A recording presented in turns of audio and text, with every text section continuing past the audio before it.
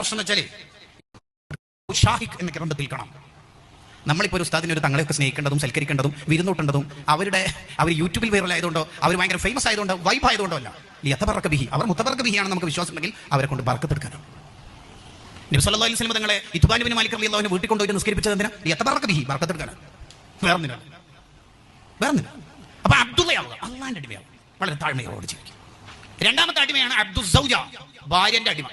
അതെന്താ പ്രശ്നം എന്ന് വെച്ചാല് ഇപ്പൊ എല്ലാ പ്രഭാഷകരും റസൂലുള്ളാഹിന്റെ പേര് ഓട്ടം മത്സരം നടത്തി ആയിഷ ബീവിയുടെ കഥയെ പറയുന്നുള്ളൂ.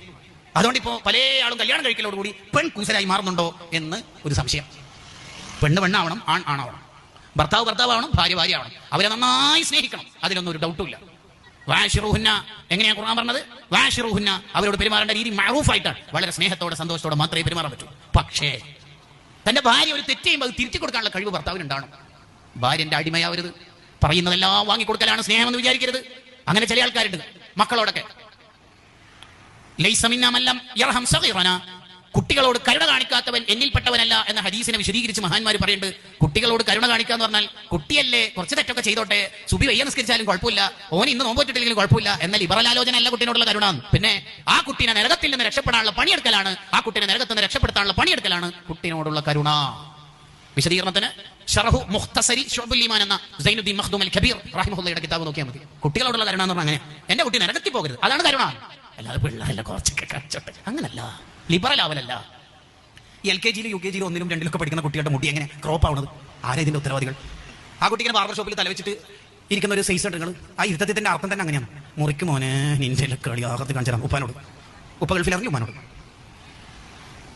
എന്താ കുട്ടികളോടുള്ള കരുണ എന്ന് പറഞ്ഞാൽ ഓൻ വിചാരിച്ച പോലെ ഫോൺ കൊടുക്കല, ഓൻ ആഗ്രഹിക്കുന്ന പോലെ ഗെയിം കൊടുക്കലോ? അല്ലല്ല, ആ കുട്ടിനെ നരകത്തൊന്നും രക്ഷപ്പെടുത്തില്ല. ഗസാലി ഇമാം റഹിമഹുല്ലാഹ് ഗംഭീര വിശദീകരണത്തോടെ ഈ ഹേല് വരുന്നുണ്ട്. അതായത് നീ നിന്റെ മോനെ നിസ്കാരത്തിന് സുബഹിക്ക് വിളിച്ചിട്ടില്ല, എന്നിട്ട് വീട്ടിൽ നിന്ന് മുറ്റത്തേക്ക് ഇറങ്ങി പള്ളിയിലേക്ക് നടന്നു പോകുമ്പോൾ ഗ്യാസ് സിലിണ്ടർ പൊട്ടിത്തെറിച്ച് എന്താക്കല്? നീ എന്താ ചെയ്യല്? ഓടി പോയിട്ട് കുട്ടിനെ വിളിച്ചിട്ട് അല്ലെ, ദുനിയാവിലെ തീയിൽ നിന്ന് നീ ദുനിയാവിലെ തീയിൽ നിന്ന് രക്ഷപ്പെടുത്തുന്നില്ലേ, അപ്പോൾ പിന്നെ നരകത്തിലെ തീയിൽ നിന്ന് രക്ഷപ്പെടുത്താത്തത്?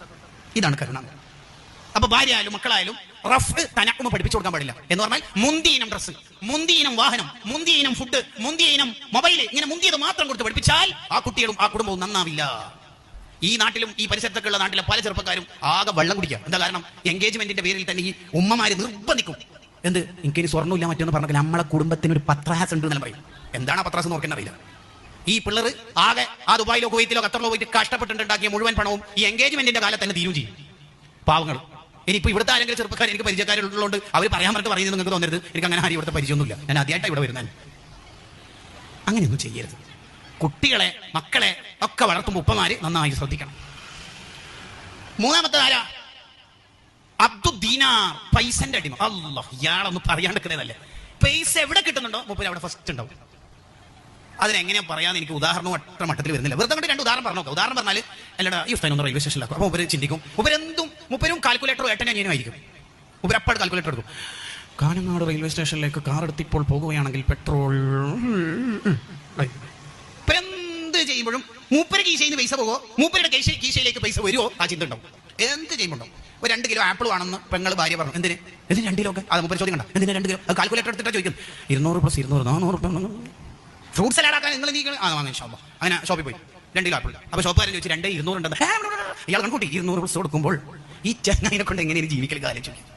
എങ്ങനെ ഇപ്പൊ ജീവിക്കുക? അവർ 2 ആപ്പിൾ തിരിച്ചിട്ടപ്പോ ആ ഷോപ്പുകാരൻ പറഞ്ഞു, ഷോപ്പ് കീപ്പർ പറഞ്ഞു 1.9. ഇയാൾ എന്താ പറയേണ്ടത്? ഇയാളാണ് അബ്ദു ദീനാർ. ദീനാർ എന്ന് പൈസക്ക് പേര് വരാനുള്ള കാരണം തന്നെ എന്താ പറയുക? അതുകൊണ്ട് ദീനും വാങ്ങാൻ പറ്റും, നാർ നരകവും വാങ്ങാൻ പറ്റും. ഏതാണെന്ന് വെച്ചാൽ സെറ്റിംഗ്സിൽ വേണ്ടത് ക്ലിക്ക് ചെയ്തോളി എന്നാണ് ദീൻ + നാർ = ദീനാർ എന്ന് പേര് വന്നത്. കടകള്. നാലാമത്തെ അടിമാര അബ്ദുൽ ഹവാ, ശരീരത്തിന്റെ ദേഹേച്ഛയുടെ അടിമ. ഉറങ്ങണം ഞാൻ ഉറങ്ങും. എല്ലാവരും ഈ ശോഭാൻ കൊടുത്തില്ല, എണീക്ക് അങ്കിപ്പ് ഉറങ്ങണം. വേറെ ഒത്താണില്ല. കിട്ടിയ ഫുഡ് മൊത്തം തിന്നു. എല്ലാവരും നീ നേരത്തെ തിന്നില്ലേ? ആ വിശക്കുന്നു. എത്ര മന്തി പൊറോട്ട ചപ്പാത്തി എല്ലാം തിന്നു കഴിഞ്ഞാലും പിന്നെ ചോദിക്കും പുട്ടിങ്ങാറ്റുണ്ടാവുന്നു. ഇതെങ്ങനെ ജീവിതം തന്നെ അങ്ങനെ വെക്കാം. ഇമാമിങ്ങൾ പറയുന്നത് മക്കളെ ഒന്നും ഈ രീതിയിൽ ഒരിക്കലും വളർത്തരുത്. കൽബഹ എന്ന കിതാബ് പ്രയോഗിച്ച ടേം. മൃഗങ്ങളെ പോലെ കുട്ടികളെ വളർത്തരുത്. ഓവറായിട്ട് തിന്നുന്ന കുട്ടികളെ ശരിക്കും നിരുത്സാഹപ്പെടുത്തേ വേണ്ടത്. ഓവറായിട്ട് തിന്നുന്ന ചില പിള്ളേരുണ്ടാവും, ആകെ UKG എത്തിയിട്ടുണ്ടാവും, എന്നാലും ആ ടേബിളിലുള്ള മൊത്തം എനിക്ക് വേണം. അത് നിരുത്സാഹപ്പെടുത്തണം. ചില ഉസ്താമാരോട് ഉമ്മമാരും അല്ലെങ്കിൽ ഉപ്പമാരും വരാതെ ഒരു ഇവനൊന്നും വന്നിരിക്കണം. എന്തിന്? ഒന്നും തിന്നില്ല. എത്രാം ക്ലാസ്സിലെത്തി? UKG. എന്താ തിന്നല്? 2 ചപ്പാത്തി. UKG പിന്നെ എത്ര ചപ്പാത്തി വന്നിട്ടത്? ഇവന്റെ അതേ പ്രായത്തിൽ മറ്റവനുണ്ടല്ലോ, നല്ല വൃത്തിക്ക് തിന്നു. ഓനെത്രണം? ഇരട്ടയാണ്. UKG തന്നെ. അതെ, ഓനെത്ര തിന്നു? 5 ചപ്പാത്തി. ഇവൻ SLC കാലത്ത് പോരാനെ വിഴുങ്ങല്ല. ഇങ്ങനെ ഇമാമിങ്ങൾ പറയുന്നുണ്ട്, ഈ ഓവറായിട്ട് തിന്നുന്ന കുട്ടികളെ നിരുത്സാഹപ്പെടുത്തണം. അവന്റെ മുമ്പിൽ നിന്ന് തന്നെ കൂടുതൽ തിന്നുന്ന കുട്ടികളുടെ പേര് പരാമർശിക്കാതെ ആ സ്വഭാവം വളരെ മോശം സ്വഭാവമാണ് എന്ന് അവനെ പറഞ്ഞ് ബോധ്യപ്പെടുത്തണം. നമ്മളെ മക്കൾ നന്നാവൻ എന്താ നമ്മൾ ചെയ്യേണ്ടത്? ഇപ്പോഴത്തെ കാലം എന്ന് പറഞ്ഞാൽ കുട്ടി കുറ്റവാളികൾ എന്ന് കുട്ടികളെ വിളിക്കണോ വേണ്ടിയോ എന്നുള്ള ഖിലാഫ് കിടക്കുന്ന കാലം. കുട്ടി കുറ്റവാളികൾ എന്ന് കുട്ടികളെ വിളിക്കണോ വേണ്ടിയോ? എന്താണ് ശരിക്കും നമ്മളെ മക്കളെ നന്നാക്കാൻ നമ്മൾ ചെയ്യേണ്ടത്? നമ്മളെ മക്കൾക്ക് ദുനിയാവ് ഹൃദയത്തിൽ കയറ്റാതിരിക്കാൻ ശ്രദ്ധിക്കണം. അതാണ് ഒന്നാമത് ശ്രദ്ധിക്കണം. അതിന് നല്ല കൂട്ടുകാർ മാത്രം നമ്മളെ മക്കൾക്കുണ്ടാവണം. മിക്കവാറും കോസ്മെറ്റിക്സും മോഡലും ട്രെൻഡൊക്കെ രൂപപ്പെടുന്നത് അവരുടെ ഫ്രണ്ട്സിൽ നിന്നാണ്. ഒരു മനുഷ്യന്റെ ബുദ്ധി കണക്കാക്കപ്പെടുന്നത് അവന്റെ ഫ്രണ്ട്സിന്റെ വിഷയത്തിൽ അവന്റെ സെലക്ഷൻ നോക്കിയിട്ടാണ്. അവൻ ആരെയാണോ ഫ്രണ്ട് ആക്കണത് അപ്പൊ മനസ്സിലാക്കാം അവന്റെ ബുദ്ധി എത്രത്തോളം ഉണ്ട്. അങ്ങനെ കണക്ക്. ഒരാൾ ആരെയാണോ സുഹൃത്താക്കുന്നത് അതിനനുസരിച്ചിട്ടായിരിക്കും അയാൾക്ക് ബുദ്ധി കൂടുതലാണോ കുറവാണോ ഉണ്ടോ ഇല്ലയോ എന്നൊക്കെ കണക്കാക്കപ്പെടുന്നത്. അതെ, ആ അർത്ഥത്തിലാ. അതാണ് മഹത്തുക്കൾ അവരുടെ ഗ്രന്ഥങ്ങളിൽ എഴുതി വെച്ചല്ലോ. എന്തെഴുതി വെച്ചു?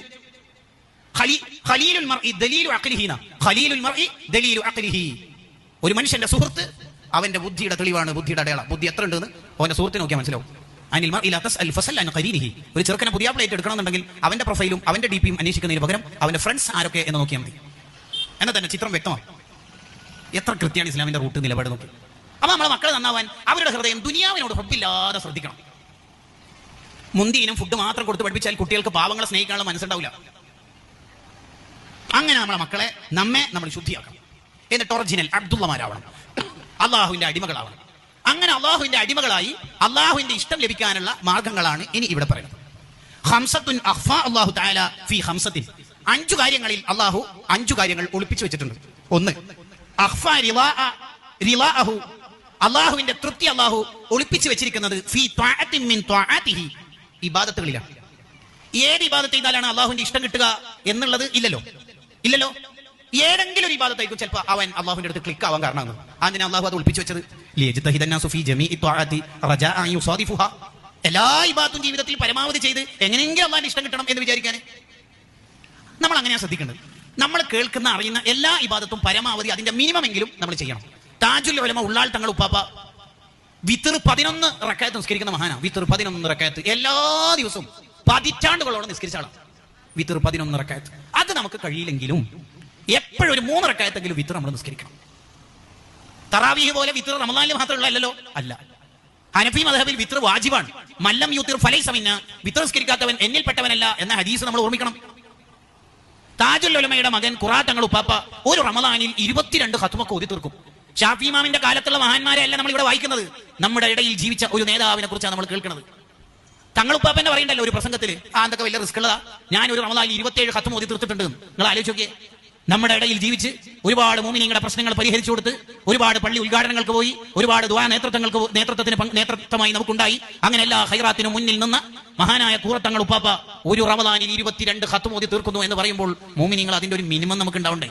ആയിരക്കണക്കിന് വാട്സപ്പ് മെസ്സേജ് വായിക്കുന്ന നമ്മൾ ഡെയിലി എന്റെ സ്റ്റാറ്റസ്, എങ്ങനെ നമ്മളൊരു പൊട്ടത്തര പറയണത്, എന്റെ സ്റ്റാറ്റസ് ആരൊക്കെ നോക്കീന്ന് നോക്കുന്ന പിരാന്തോരാക്കുണ്ട്. 1, എന്റെ സ്റ്റാറ്റസ് ആരൊക്കെ നോക്കീന്ന് 1. അപ്പൊ പിന്നെ അതിന്റെ മടക്കം വെച്ച് വേണമല്ല, ബാക്കിയുള്ള എല്ലാവരുടെയും സ്റ്റാറ്റസ് വരുന്നു അടുത്ത 1 മണിക്കൂറിൽ. എപ്പോഴാണ് നമ്മൾ ഇതൊക്കെ അവസാനിപ്പിക്കുക? ശരിക്കും നമുക്ക് അള്ളാഹു ഒരു 500 കൊല്ലം ആയുസ് തന്നെന്ന് വിചാരിക്കാം. 500 കൊല്ലം മരിച്ചു, പിന്നെ ഒരു 500 കൊല്ലം കൂടി തന്നു, മരിച്ചു, പിന്നെ ഒരു 500 വന്നു, 1500 കൊല്ലം. ഈ 1500 കൊല്ലം ഫുള്ള് തിന്നാണ്ട് കുടിക്കാണ്ട് ജീവിച്ചാൽ യൂട്യൂബിലെ മൊത്തം വീഡിയോസ് കണ്ടു തീർക്കാൻ കഴിയും? ഇല്ലല്ലോ, ഇല്ല.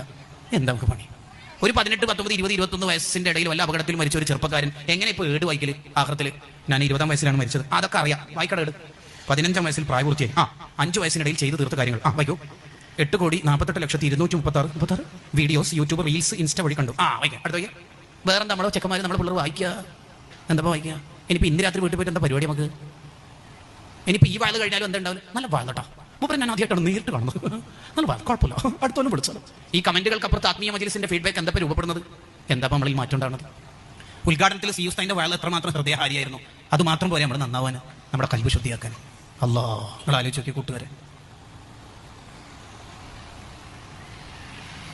ഇക്കുറി ഒരു ഖത്മെങ്കിലും റമദാനിൽ ഓതി തീർക്കണം എന്ന ആശയം വരുന്ന ഒരു വീഡിയോ വേണം എന്ന് പറഞ്ഞിട്ട് ഞാനൊരു വീഡിയോ ചെയ്തു SSF വേണ്ടിയിട്ട്.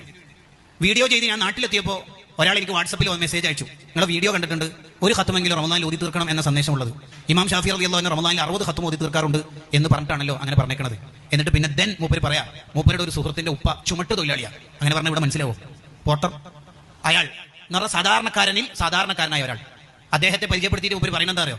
ബദരീങ്ങളുടെ പേരിൽ ഓരോ ഹത്തും ഓതി തീർത്താളാണ് എന്ന് പറഞ്ഞാൽ ഒരു ഹത്തും ഓതിയിട്ട് ബദരീങ്ങൾക്ക് ഹദ് ചെയ്തു എന്നല്ല. നബി സല്ലല്ലാഹു അലൈഹി വസല്ലം തങ്ങൾ ഒരു ഹത്തും, സിദ്ദീഖുല്ലാൻ ഒരു ഹത്തും, ഉമർലാൻ ഒരു ഹത്തും, ഉസ്മാൻലാൻ, ഇങ്ങനെ ബദരീങ്ങൾക്ക് എല്ലാവർക്കും കൂടി ഓരോ ഹത്തും ഓതി തീർത്ത ഒരു പച്ച മനുഷ്യൻ.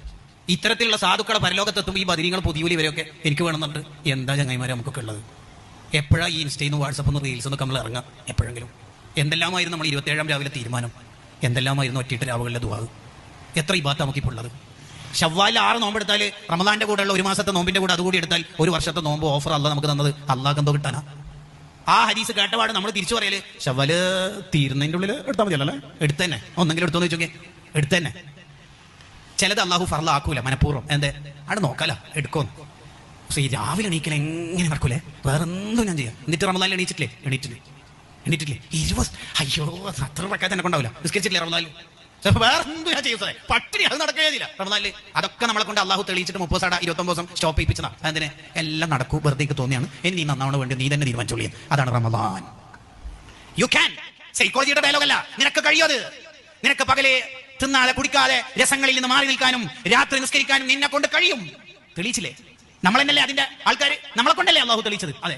എന്നിട്ട് റമദാൻ സ്റ്റോപ്പ് ചെയ്തു. ഇനി 11 മാസക്കാലം എങ്ങനെ ജീവിക്കണമെന്ന് നിങ്ങൾ തന്നെ തീരുമാനിച്ചോളിയും. സവാബുൽ ഹസനത്തി അൽ ഹസനത്തു ബഅദഹാ. ഒരു നന്മ അള്ളാഹു സ്വീകരിച്ചാൽ അതിന്റെ അടയാളം അതുപോലത്തെ നന്മ ഇനിയും ചെയ്യാൻ കഴിയുന്ന. ഹജ്ജ് സ്വീകരിച്ചതിന്റെ അടയാളം എന്താ? ഉംറ സ്വീകരിക്കുന്നതിന്റെ അടയാളം എന്താ? തൗബ സ്വീകരിച്ചതിന്റെ അടയാളം എന്താ? റമദാൻ സ്വീകരിച്ചതിന്റെ അടയാളം എന്താ? തുടർന്ന് അത്തരം നന്മകൾ വീണ്ടും വീണ്ടും ചെയ്യാനുള്ള തൗഫീഖ്. അതാണ്. അപ്പൊ റമദാൻ നമ്മളിൽ നിന്ന് സ്വീകരിച്ചിട്ടുണ്ടോ ഇല്ലയോ എന്നുള്ളത് നോക്കാൻ വേറെ ആരോടും ഫത്വ ചോദിക്കേണ്ടതില്ല. ഇസ്തഫ്തി നഫ്സിക. നീ നിന്നോട് തന്നെ ചോദിക്കുക. വിത്ർ നിസ്കാരത്തോട്, ഖുർആൻ പാരായണത്തോട്, ജമാഅത്ത് നിസ്കാരത്തോട്, ഇഅ്തികാഫിനോടുള്ള താല്പര്യം നിന്റെ മനസ്സിന്ന് പോയോ? ആ ചോദ്യത്തിന്റെ ഉത്തരമാണ് റമദാൻ നമ്മളിൽ എന്ത് ബാക്കി വെച്ചു എന്നുള്ളതിന്റെ ചോദ്യത്തിന്റെ ഉത്തരവും. അത് പൊന്മളസ്ഥാനോട് ചോദിക്കരുത്. അത് പേരോട് സ്ഥാനോട് ചോദിക്കേണ്ടതല്ല. നമ്മളോട് തന്നെ ചോദിക്കുക. ഹൃദയത്തിലേക്ക് ഒരു സെൽഫി എടുക്കുക. ഇപ്പോൾ എനിക്ക് ഇഅ്തികാഫിരിക്കാൻ താല്പര്യമുണ്ടോ? ജമാഅത്ത് നിസ്കാരത്തോട് റമദാനിൽ കാണിച്ച കണിശത ഇപ്പോൾ എനിക്ക് സ്വീകരിക്കുന്നുണ്ടോ? എന്റെ ഹൃദയത്തിലുണ്ടോ?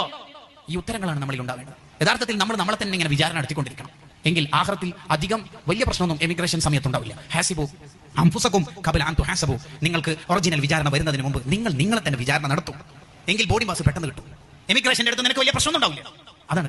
അപ്പൊ അള്ളാഹുവിന്റെ തൃപ്തി കിട്ടാൻ നമ്മുടെ കയ്യിൽ ഇബാദത്തുകൾ ഉണ്ടാവും.